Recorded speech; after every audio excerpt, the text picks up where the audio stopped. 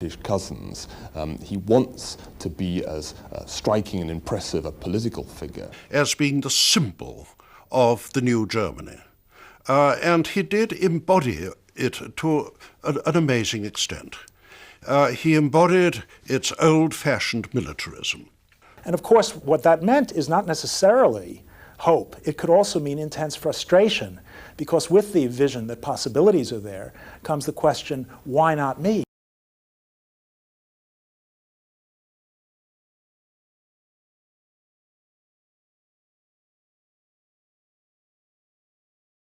That sounds like an almost perfect recipe for the command style of modern armies, whereby you give somebody a mission and you leave them to work out the details how to achieve that mission. I was a good-looking chap. He looks every inch a soldier. When we joined up the army, it was generally thought that the war would last 6 months and no longer. That was a common thought. And the British nation, being God's nation, means that he has been selected by God to lead the British Army to victory. The First World War is the first war in modern history, the first war in any history in which two great industrial powers are pitted against each other.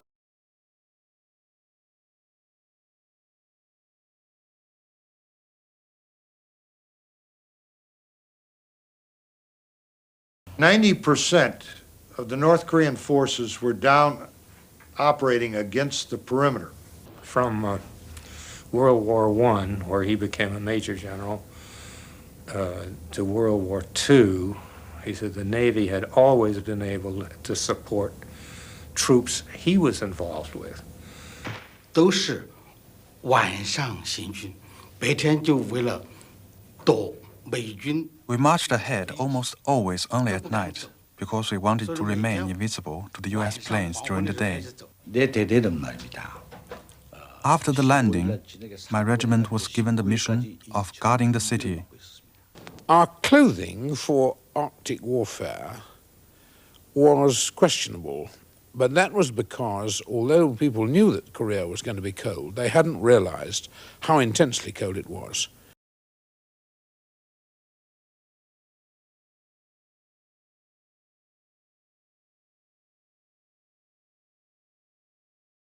That may sound pompous and conceited, but I don't think a senior officer's job is to work on being liked. He should be respected. Yes, I wanted to be respected, and I wanted to be considered to be a fair person, but I wouldn't go out of my way to get popularity. Von der Invasion war dauernd die Rede in den Zeitungen. There was constant talk of invasion in the papers and amongst ourselves. People feared it was coming. And it was at this stage that some men began to produce complaints of bad backs and bad feet, and medical boards were held. And I was asked to sit on one of them. And we took about 10 samples each. The one chap who took them put them in the other chap's bandolier of tubes, which were all numbered, and we made a note on our underwater writing tablets of where we'd taken them. The sea was crashing against the OCT, which is a flat-bottom boat, very unpleasant. And all my Birmingham lads were feeling very seasick, as I was.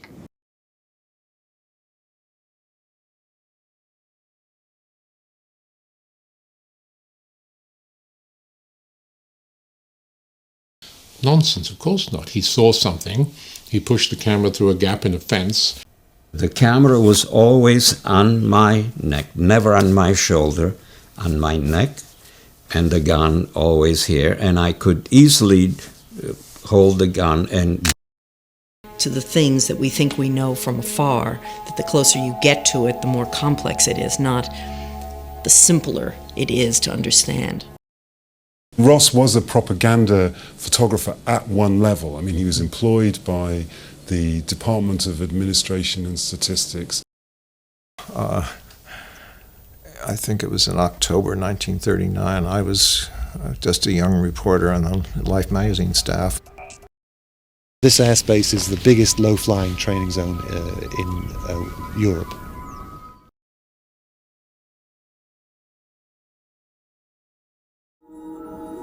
She just continued to work and continued to help the survivors, and she was there for everyone. So I just felt that rather than to just keep the pain bottled up, I would have been able to talk to her about it, and she could have helped me. All these other thousands of people are dead, but I'm still here. You know, most of it is due to luck. I worked on a low floor.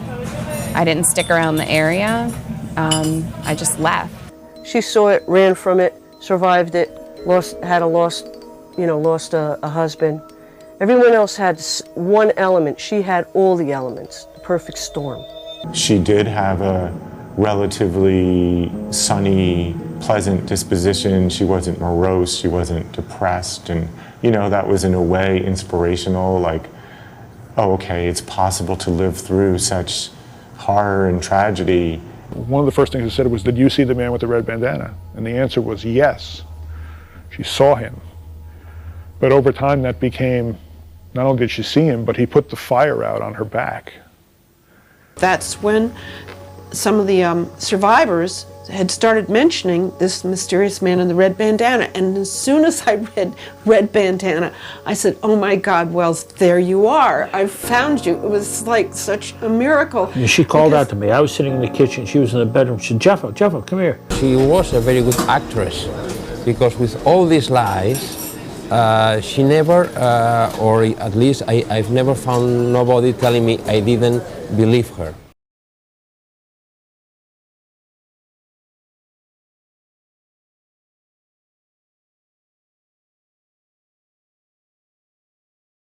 Something nearly went off like 2 weeks ago, you know what I mean? But the teachers was covered with other inmates standing in the way. Although the inmates that was actually gonna start fighting was coached down by the other inmates that was in the same class. You know what I mean? So like, where like the officers would just come and rush in, where the inmates would say, look, leave it out, you know what I mean? You know the place is gonna be shut down if you carry on, and you know what I mean? You don't want the teachers to get hurt, this, that and the other. So we just get stopped from there, you know what I mean? You don't need officers antagonise you more. I've been to like Blakenhurst, private run jail, last year. I was in there for 3.5 months, no problems. A lot easier, your door's open. It's a lot easier to get a job. Brinsford, young offenders, same. But here, you learn not to ask for anything, because you know what the answer is, no. And plenty of no. Do you know what I mean? Simple as that. It's hell. Like, Steve's on about Blakenhurst, that's heaven. Because it's so relaxed in there. Like, I was there when it first opened. I don't know if you heard about it, there was a riot there over the food. Well, I was in the riot. And that was only the food. We was getting steak 3 times a week. Now, if you've seen steak in here, it'd be a mistake. One of the worstest jails in the system. And this is the only jail where you do pure bang up 23 hours a day. It's 23 hours a day, bang up. Well, I've been told I have to wait nearly a year to be shipped out to another jail, to be moved to another jail. And that's standard, 6 to 12 months a year. So that's why it's going to be overcrowded in the jails, because it's going to keep filling them up. They go on about cracking down on crime and giving longer sentences. They want to look at the problems that are causing people to go out and do crime. Yeah, lack of money. What hardcore? In the jail is like you're allowed out your cell all the time, and if you're out a lot of the time, there's not all this tension that gets building up. You know what I mean? Take these urine test, MD. What's it called? I don't know. MDT. Waste of time. Yeah, it's just making people. Drug test. Yeah, it's just it's just forcing people to go into hard drugs. Drugs, yeah. Because it's in the system less. And we think it's wrong. We think they should scrap that. Nobody's smoking cannabis anymore. Everybody's smoking hard drugs. You know what I mean? So how many people in this workshop, right, are going to learn how to sew on a machine and go out and get a job in a sewing industry? Not many. Right? Not many. Never once have I been, as an officer, ever sat down to me and said, why do you cause crime? Why do you commit crime? Never once. Nobody has ever tried to rehabilitate me or give me any directions how to lead a proper life or anything like that. It's always been, come in the jail, do your bird, get out, and that's it, you're back to square one.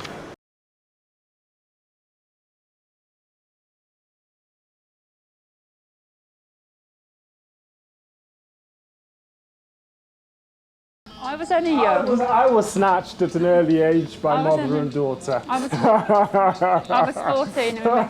We met in a local a local church hall dance. Still 20 odd years later, I can say to anybody, we don't get hassles. As to all saying people hassle us for being one side of us being white or one side of us being black. No, we don't get that. If anything, it's to our advantage. We make it to our advantage, I would say, yeah. Because we can go, you know, most anywhere and feel comfortable. We don't have a problem. If you want to, and you're prepared to work hard enough, I think it is still possible that you can achieve whatever it is that within your dreams of succeeding, even if you're black, white, pink, doesn't matter. There are barriers wherever you go. Personally, I use my color as an advantage rather than a disadvantage. I'm a winner. I think if once you're a winner from start, then I think you'll come through. I'm happy to be a black man tomorrow again. I don't have a problem with that. So. Even though food is powerful, it's one of the most wonderful things because it gets people together to try other dishes and other nationalities, and it helps to make you understand how the other cultures live.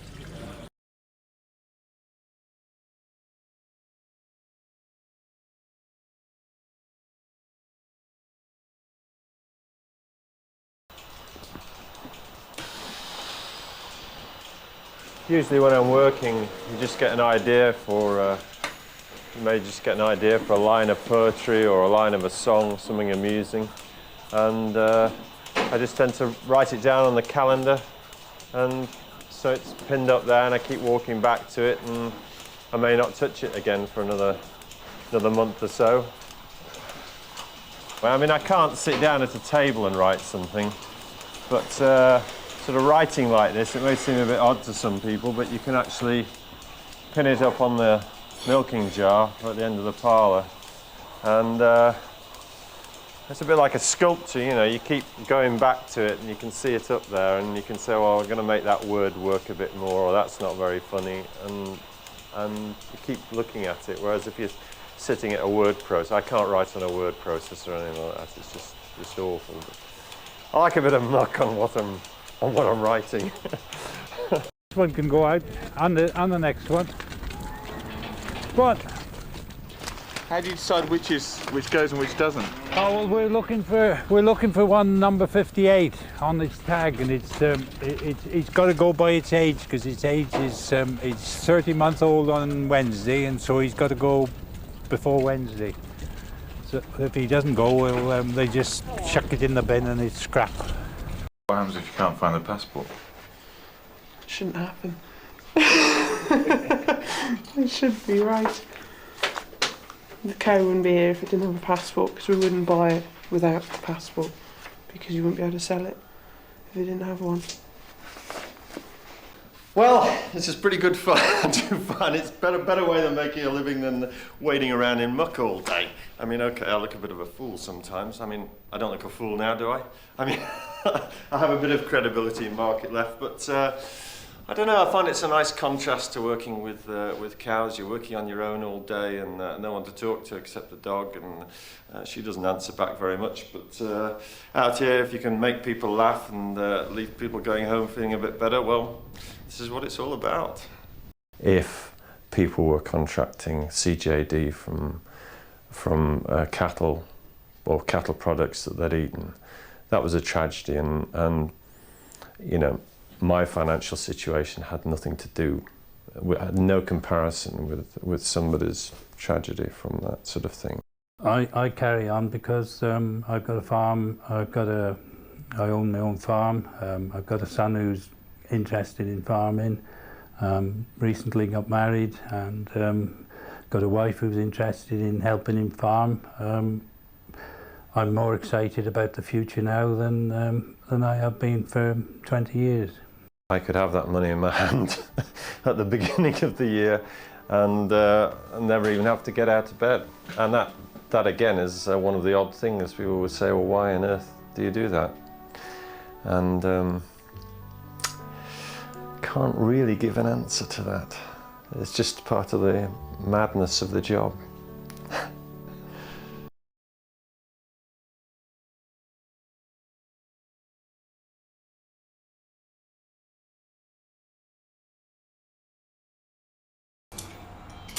Well, he's got a condition called retinitis pigmentosus.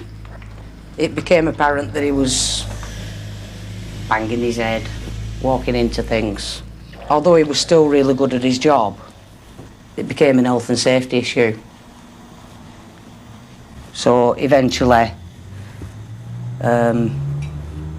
he had to finish because of his sight. I'd rather do it like this, have them all young and a bit harder than like wait till Kyle's 4 or something and then start again, because that's just backward, I think. One kid's at school and then you've got a newborn baby. I'd forget how to do it. Kyle, why are you doing that? Stop it, please, or I'll take the spoon off you. I get fed up. I was fed up all last week. I just kept crying for no reason. Gotta be careful you don't get moved round here. So you get young kids that probably should be at school. Sound like an old woman, don't I, even though I'm only 20. When I look at some of the kids round here, I look and I think, well, that's not what I want for my kids. I don't know. I just want to give them the best, and this area don't really offer them the best. So, and to actually be honest, I don't know what the best is, if you know what I mean, but I just want better for my kids than I've got for myself. I know there's always going to be some gangs and whatever, but I want to be in an area where it's not as bad as this. I hate this area. I hate it with a passion. I want to be gone. Oh, you mentioned to me once that this was Adam's brother's house. Yeah, we're just living in it because he got killed and... How was he killed? He was murdered. He got shot. Executed, in fact.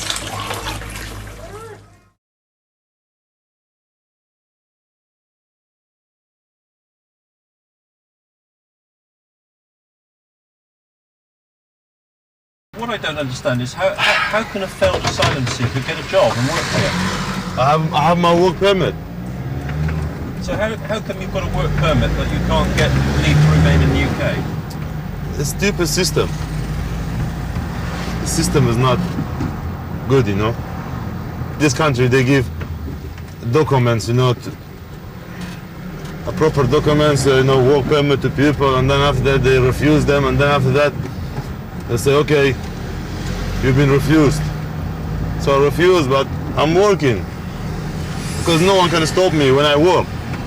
Because I have to work. I have no support, nothing, you know. So I have to work. Yes.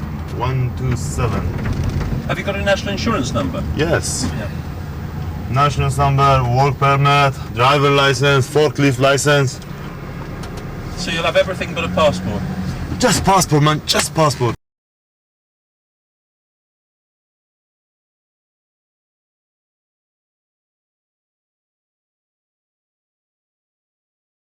We're hoping to get back our export markets. Sadly, we haven't gotten back as yet, but in the near future we will have. We focus on the home market, which is our biggest market. We are importing 200,000 tonnes of beef into the UK annually, and we want to focus on serving that market initially. And these fridges are now full? These fridges are full at last. And how long did it take to get to that stage? At least 18 months to get back into full production.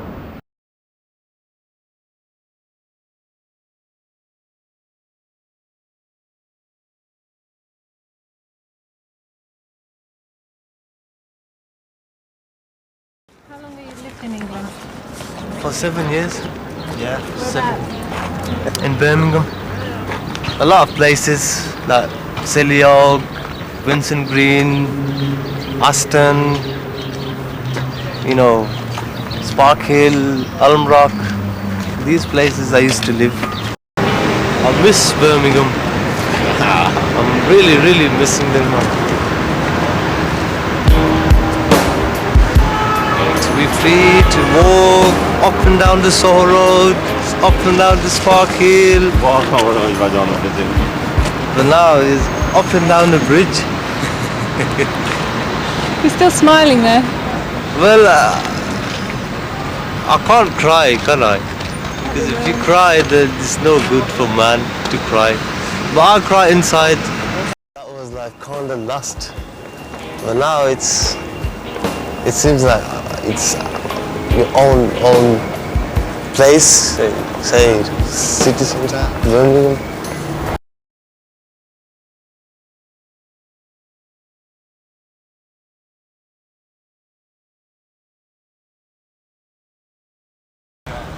Ainsley has come to Bridgetown to meet historian Pedro Welsh. Bridgetown is a port town. Yeah. And like all port towns, the most visible activity that you're going to see in Bridgetown is the presence of brothels and taverns. Sailors are traveling somewhere for 2 months on the sea, and when they land at the Bridgetown port, one of the first things they might want is certainly a woman. And the second thing is they want some rum and whiskey. Now, in the case of James, once he becomes a policeman, he is expected to try to control some of the activity. Sure. Enforce the law. He's going to enforce the law. Yeah, how was it all set up though? Because it was so soon after the abolishment of slavery.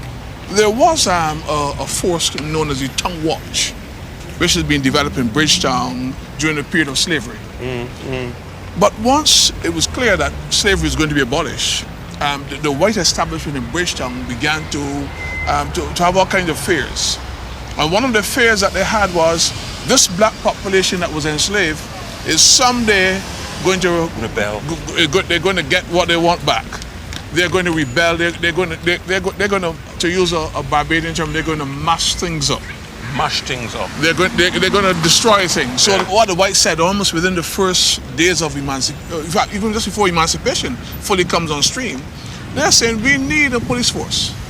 We need a guard because we need protection. We need protection. So, come 1838, the Act is passed, and by 1839, a police force is established first in Bridgetown. While the officers were white, the constables were recruited from the local black population. It would have been unlikely that former slaves would have been employed.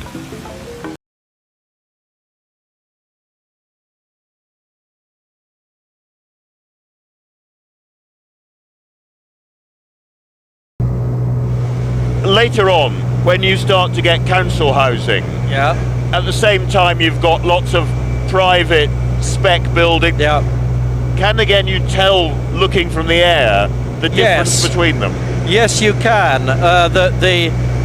You can tell at least the best of the council housing because somebody designed it as an overall layout, and you find that there are squares and crescents and things like that in it, and far more use of terraced houses because they were trying to express a sense of community in it, whereas the private sector is built in semi-detached houses, which is trying to express the sort of individual ownership. So you can actually almost see sort of socialism and individualism laid out below you. Yes, you can, very clearly, yeah.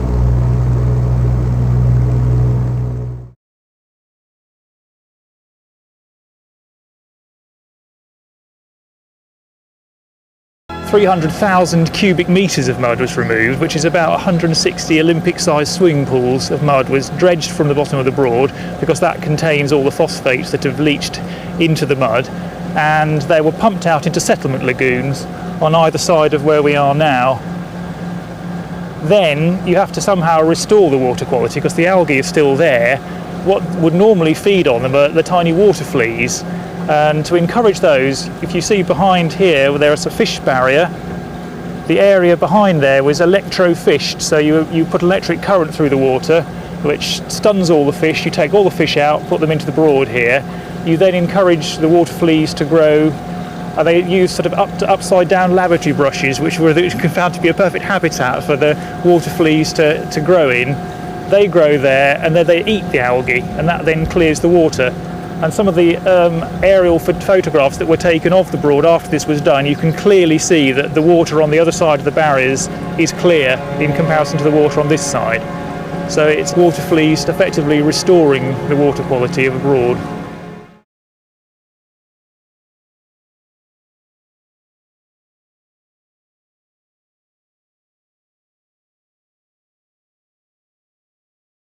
I was beginning to get slightly desperate now. We'd been in South Africa for several weeks, and I was still no closer to an interview than the day I'd arrived. This seemed the ideal time to adopt a more direct approach, though I have to admit to being quite intimidated by him. Yeah. Do you think maybe we could do an interview with you later today? My good friend, I said last week you can have an interview with me in my office. Okay. So I let you come to this place. Okay. And to say all this, but why always when I'm busy with my people, I do not have the opportunity to see them many times. Okay, this is the first time in 2 years that I see them. So please let I take the time to see my people, and next week in my office, officially, you'll have your interview. Okay. Okay.